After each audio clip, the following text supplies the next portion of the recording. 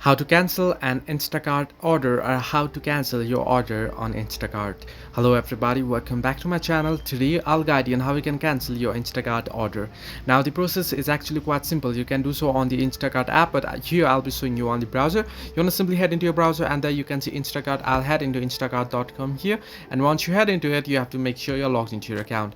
And once you're logged in, if you have any orders and you want to cancel it, what you want to do is you want to tap on the three horizontal line icon at the top left corner of your screen. You can see there. Once you tap on it, you'll get an interface like this on the app as well. Now you want to head into the option. You can see at the bottom your orders. At the left hand side you can see stores, and next to it you can see your orders. Simply tap on your orders option.